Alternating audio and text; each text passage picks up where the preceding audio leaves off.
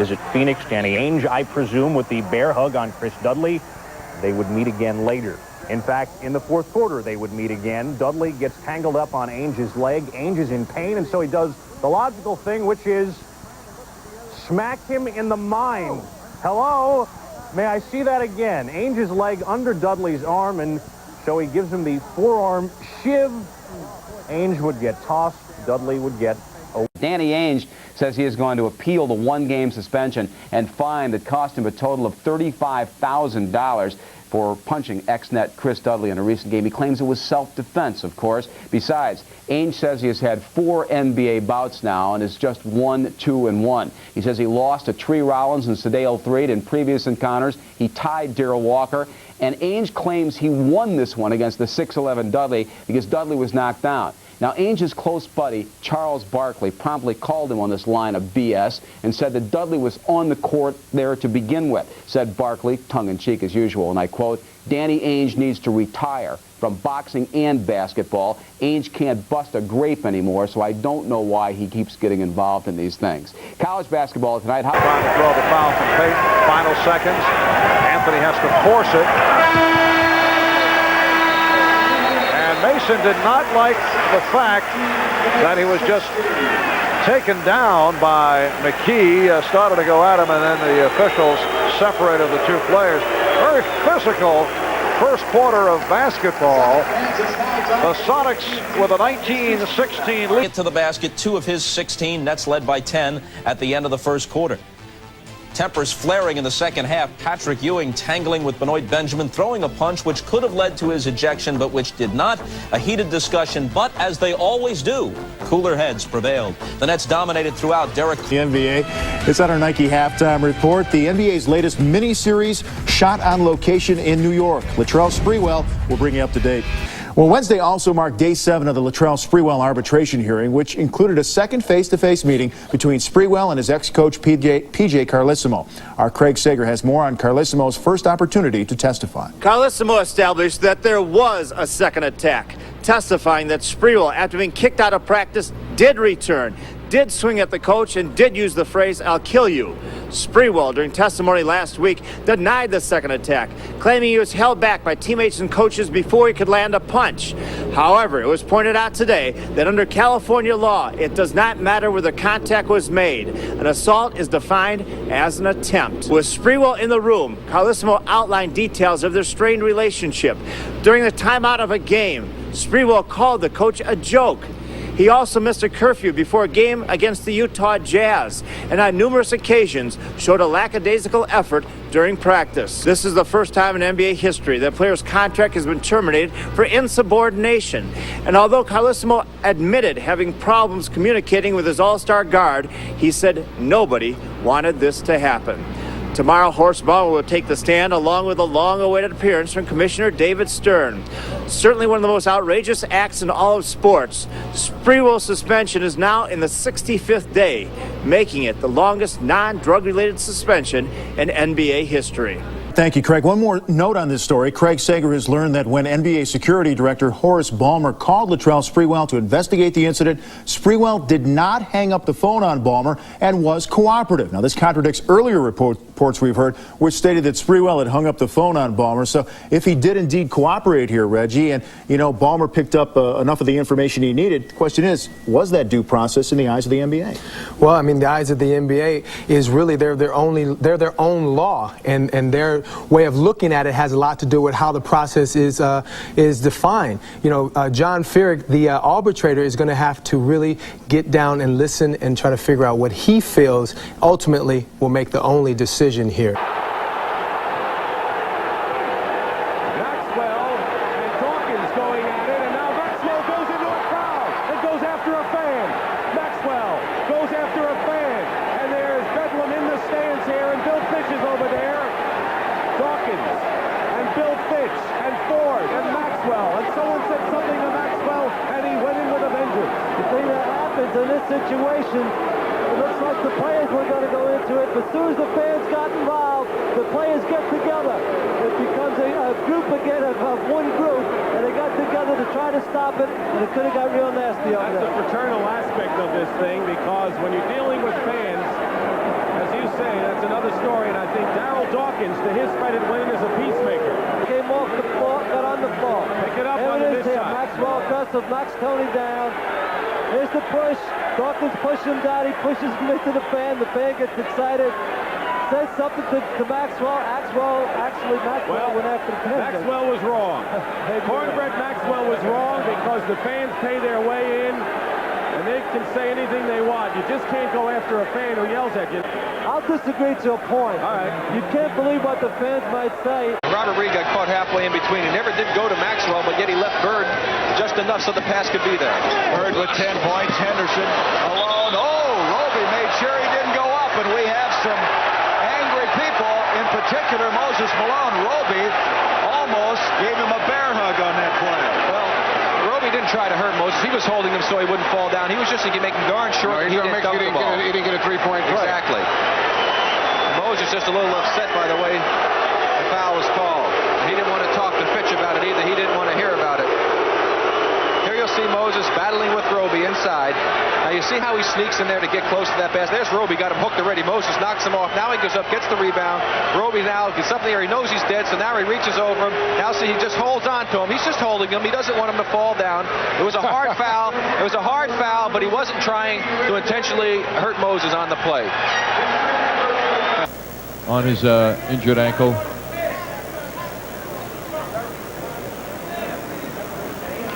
Wes Unseld in a conversation with Charles Oakley. You get the idea? That Wes was trying to bother Charles. I would think so. You can't resist his player mentality, I'm sure, from time to time. In the first half. Trouble is, when Patrick doesn't get a lot of shots, he forces one like he just did. Illegal defense called for the first time. Oakley and Ellison having some words. And a timeout has been called. The Knicks lead by 13. We'll be back at the Garden in a moment.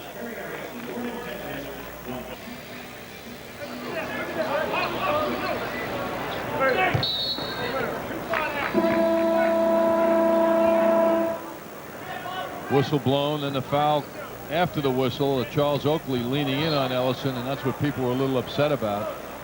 That led to the words between Ellison and Oakley, and Wes Unseld unhappy as the teams were walking to the respective benches. Wes complaining that there should have been a foul. As well for him. Off the turnover, Gugliotta able to fire it down, and a foul call. A hard foul given up by Charles Oakley. And for Charles, that is his third foul. On that deflection, on that Oakley attempt, Gugliotta flips that ball forward to Michael Adams, who gets rocked clearly by Charles. Another look at it. I don't know whether the contact hurt him more than the post under the basket, but he came to a sudden stop. The Knicks lead 70-62. Just under 2 minutes remaining in the third. Holding foul on Anthony. Well, a defensive play by Anthony Bonner was noteworthy in that. Sweep the series. Then, less than a minute and a half gone in quarter number one. Charles Oakley, former Chicago Bull, set the tone for the series for the New York Knicks. They had just finished a 5-game victory over the former bad boys, the Detroit Pistons, and the Knicks said, "We are here." It also started Bulls coach Phil Jackson into thinking about the officiating, thinking about the physical intimidation, and the Bulls have had that on their mind. They now find themselves 2-2. Well, Bob, I think the real key for Chicago tonight is they've got to get rid of all the distractions, whether the game is physical, however the game is called. After Derek Coleman publicly treated Chuck Daly with a decided lack of respect during the Knicks game the other night, now Chris Morris and Daly are having problems. The two reportedly engaged in a heated shouting match last night in Chicago over Morris's lack of playing time. Just think about it. Morris, Coleman, the noted Rhodes Scholar Benoit Benjamin, all on one team. I'm not sure I envy Chuck Daly much. Scoreless until he got a little short jumper a minute ago, then came back with that, and now we've got ourselves A 111-103, 8-point game with 2:08 to go. A near steal by Brunson. Bryant is hit hard. Is he okay? Kelvin Cato also got hit right in the head on that. Kobe Bryant's all right, but he certainly took a very hard foul. He's eye to eye with the other 19-year-old. But it was boy, and Shaq Cato is, and Altman Shaq is talking to Cato right now. I'll tell you, that's the only thing that worries me about Kobe Bryant is he extends and exposes his body. That man, every time he goes up, I'm sure his parents hold their breath because the kid gets up in traffic, and that sometimes can be very, very dangerous. So does his agent. That's cold. This may be a flagrant foul coming up here. Hugh Hollins over at the scorer's table opposite from us. And it may be a flagrant one. You have 2 levels of flagrant fouls. I mean, a near steal by Brunson, and Kobe just elevates. There's no way, yeah. You know, I don't know if that was real flagrant. They were going for the ball. It just looked worse than it did. See, Altman bumped him in the hip. Yeah. I think it was Stacy who really gave him the punch that moved him out. Yeah. But once again, I'm not so sure how hard that was, but they are saying it was a flagrant 1 foul. She has been this year, was not tonight. You know, he just really was a little flat, didn't have a lot of energy, and looked a little bit sluggish. Kobe Bryant, Alvin Williams, a couple of rookies looking at each other. They got some words. I'd like to be in on that conversation. They say, where's the love? Where's the love? I feel love in this room, don't it's you? like, Kobe, I'm trying to get where you are. Just trying to get Just trying to get where you're. Well, I'm a second round guy. Yeah, exactly. You're the first round first star. round, okay. He's going to be, speaking of that, Alvin Williams is going to be in the rookie all-star game along with Kelvin Cato. So you know, looked like this team, Portland, has a lot of young talent. You guys have got a lot of young talent. So you're hugging Alvin Williams. You're doing these old veteran moves. What do you say to Alvin over there? We're going to have a nice rivalry between you guys? Well, you know, the funny thing about me and Alvin is when I was in high school, you know, he was the college guy, so he was schooling me. So now I'm kind of teasing him, saying I'm an NBA veteran, even though he's older. So, you know, we're kind of similar teams, so I think we're going to have a nice little rivalry. Could be interesting. Good game tonight. 26 points. Let's go back over to Bob. Yeah, if only Kobe Bryant was articulate and had some personality. From the basket. He'll go by at that time. Excellent offensive move. Charles Oakley has had the touch. 5 of 8 for 10 points. And at midcourt, Ewing and Coleman got involved. And did Ewing throw a punch? That seemed to be the reaction. I saw the aftermath of that, Matt, and the way Ewing reacted. He may have been told that he's been thrown out. Let's see. Oh, apparently a technical foul. Double technical, and Ewing was hit with one earlier. And he has been ejected. And you see the look on Patrick Ewing's face as he is gone, and he's letting the officials know about it. But we mentioned earlier that Patrick was doing a little bit woofing. He was gone. So the first thought was the possibility of a punch being thrown, but apparently it was a technical foul, the second on Ewing. Earlier he got involved with Benoit Benjamin. And Ewing, at this critical juncture, has been tossed. Well, Pat Riley has talked to his team so much about keeping the edge. And there, the collision and the push by Coleman and Ewing. And really, I don't know. No punch was thrown. They did bang. It was an inadvertent contact. And maybe a little bit of an overreaction by the officials. But the Knicks with the big lead. Let's take another look at that incident at midcourt. And as Ewing and Coleman are running down the floor, for some reason, Derek Coleman stopped dead to cause that contact and actually threw up the left shoulder and left elbow to give Patrick Ewing a pop, and that's what Patrick Ewing thought as well. But he had an earlier technical foul on a double points on 3 of 4 shooting, and 2 of those 3-pointers. Reed, the only Knick who's got more than 2 rebounds in this game. So the backboards remain a serious concern for the Knicks. And technical foul has just been called on Charles Barkley. He and J.R. Reed mixed it up on that last free throw. Let's take a look at it. Barkley trying to wheel inside, and he felt he got pushed off, but he initiated the push, and then Barkley gives him a little shot. At the other end, Hubert Davis hits the technical. That's the same shot, totally uncalled for, that Barkley was hitting Dennis Rodman with in the big Bulls matchup here, that the Phoenix Suns hammered the Bulls, handing them one of their 6 losses this season. By the way, Charles Barkley told us yesterday he loves Dennis Rodman, loves his game.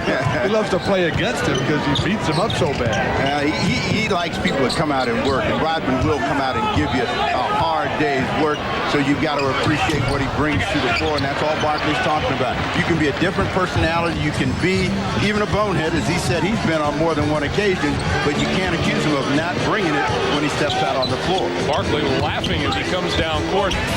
Some of the canine entertainment at halftime here at America West Arena. Sometimes the dog races come to Bill Walton, and the gorilla has been interacting with the crowd, and there was one little guy who was less than pleased with the visit from the gorilla. But they needed Weber's rebounding. I just think he's going to be a terrific player here. There's that spin by Barkley, and then Kite tried to tangle him up, but Barkley kind of gave him a little nudge underneath. Nothing called to him. Paul Mahalik's discussing it with Charles Barkley, now walking away from it. Charles said, call the foul. Charles is refereeing, now he's directing, and now he's going to shoot. And he hit it. Why not? Why not? When you got that kind of talent. That's right. You can direct, produce, and score all at the same time. Suns lead 12-10. Let's take a look at Charles Barkley in the post. He's a little upset here. He missed a shot, thinks he's bumped. Watch the little right elbow here to Kite. Get off me. Okay, I'm going to get the loose ball. Now I'm going to referee a little bit. Call the foul, Paul. Come on. All right, talk a little bit. Now he's going to square up. Now he's going to direct people. Get off me. And then he's going to hit a two-pointer here. So this is vintage Charles Barkley as he hits the two-point shot. He's doing the play-by-play as he was. Solid year for Chuck Daly. Nice play by Kenny Anderson, who is not really trying to force the issue. He knows he had an off game the other night. He's not trying to make it all happen in the first quarter. Still trying to play good basketball. Offensive foul called. It's on Charles Smith, who looks puzzled about the call. Well, Charles Smith coming across to try to set a pick. Now I know why he's puzzled. I don't know what he did. He doesn't know what he did. And Pat Riley, who was about 5 feet away from the play, had no idea what happened. Another miscue by the King. Frustration by Mitch Richmond as he slams the basketball on the floor. And, oh, boy, one of those nights so far for Gary St. Jean. Kendall Gill, a perfect 4 for 4 shooting, plus 2 out of 2 from the line to have 10. And yesterday, Snapper asked him, he had a bad boy reputation coming here from Charlotte. Substitution for Phoenix. That was just a lot of misperception last year that was written about me, and I'm glad this year that I'm on a team where none of that stuff holds true. Seattle to within 4. Askew takes it down the lane. No foul. And now the foul against Barkley. They're going to call 2 on the side, a flagrant foul against Charles Barkley. So Seattle will get the ball as well. So that's a big call. Westfall can't believe it. No way, says the Phoenix coach. Askew coming to the rim. They got the ball. Kemp comes inside. Now Barkley got a piece of the ball, and it was a push at the end where it was a flagrant foul. So Kemp will get 2 plus the ball. For 2 shots. 6 minutes, 19 seconds to go.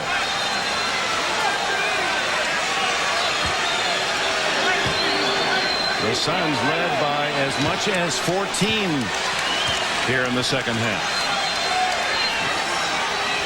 That lead carved to 5. And Barkley is about to get a technical. Kevin Johnson holding the official from using his whistle. There it is, technical.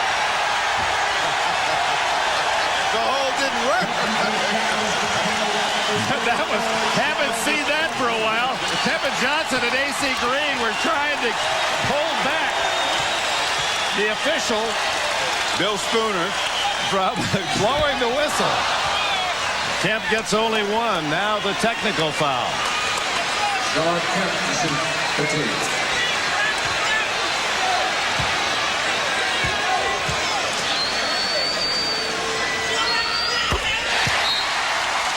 Now the ball on the sidelines. 4-point game.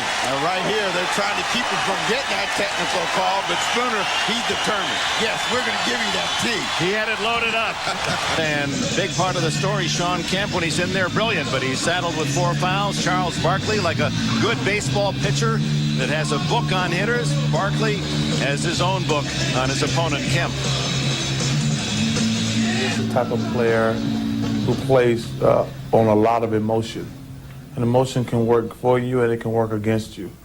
So obviously I'm not as talented as he is, but I feel like I can use some of those old pro tricks on him if I get an opportunity. But the thing I want to do is just not let him get emotional and hyper and get the crowd involved. Because when he starts blocking shots and dunking and everything, he's very dangerous. That was yesterday. How prophetic. In the first quarter, Kemp was exactly that. Dunking, making sensational plays, crowd in order. And then Barkley indeed used some of those old pro tricks. And Kemp on the bench where he can't hurt Phoenix. Yeah, came right out with one, talking to the officials, drew the foul, and Sean Kemp has to watch for what will be for most of the third quarter of play. And tonight in Charlotte, Shaq making his presence felt early. In the first quarter, Vlade Divac, who was traded away by the Lakers to free up cap room for Shaq. Look out! The Diesel with the forearm picked up a technical foul right there. Also going the ball game. That's a foul on Green as he just threw Grandison to the floor, trying to fight through a screen that was being set. And then stepped right over him. Fouled by Sidney Green. And Reggie Lewis coming back in for Boston. Grandison under a minute remaining in this game. Knicks up by 2 points. Stolen by Dennis Johnson. It's a 4-on-1 break to Reggie Lewis. He's fouled by Oakley. That's 5 on Oakley, and Reggie Lewis is only a 66% free throw shooter. Let's watch Dennis Johnson's defense. Reaches, slaps it away, comes away with the break, makes the long lead pass to Reggie Lewis, and Oakley makes what I think is a good foul. He got in front of him, made the play, does not allow the opportunity for a three-point basket or the easy two, forcing the poor free throw shooting Lewis to the line. Well, that's a routine for them, really. Oakley, when he starts scoring a little bit, gets a little shot happy, and of course Starks wants to shoot. So they're two fiery characters who are going to exchange words. Neither are going to back down from an opponent, certainly not a teammate. But talking to the guys, they say it's nothing, just frustration of playing the game. Are you able to get a feel yet as fourth quarter? Remember, the Heat had an 11-point lead after one. Jordan and Rodman. I think it was Jordan that got him first. Rodman fouled him hard, but he held him up before he crashed into the floor. That was Danilovic and Rodman with his 4th personal foul. Now this is a beautiful backdoor move. You see Danilovic moving, see? Here's the pass. He gives a good pump fake. Rodman comes down strong. Yeah. Jordan avoided the contact, but Rodman did not. Danilovic hits. In the second, the Nets going on a big run, 21-3. Sam Cassell on the break, finding Kittles again, and led by Kittles. New Jersey's bench outscoring New York. And you're going to love it. Contact, as they're down by 1, ties the game at 107. But now look at the Houston booster. Shaking the poster up there and disturbs Contact, who misses, but Ed Middleton, the referee, says, hey, you cannot do that.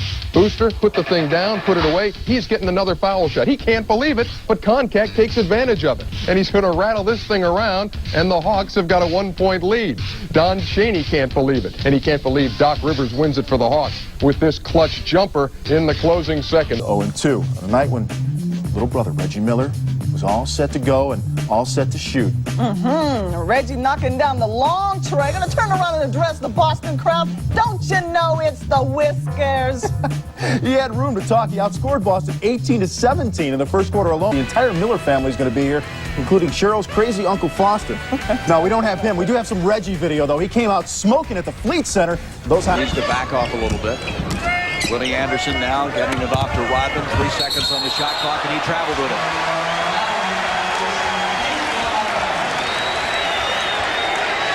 Here's Bobby with the ball in the middle of the floor. You see he does what he wants to do, gets it to the foul line, and finds Mitch Richmond for the easy layup. Yeah.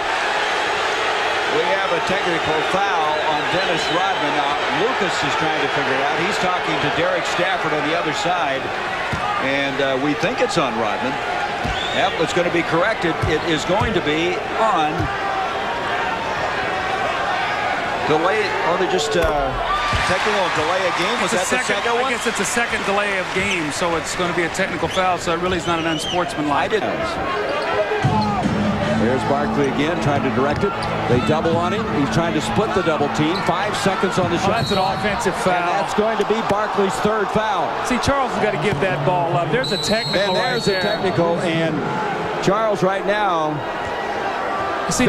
very upset. He was upset earlier and slammed the ball. This time they get him. You see, Garrett, I love Charles Barkley and everything, but see, this to me is a distraction right here. I just don't think he needs it. He gets an offensive foul.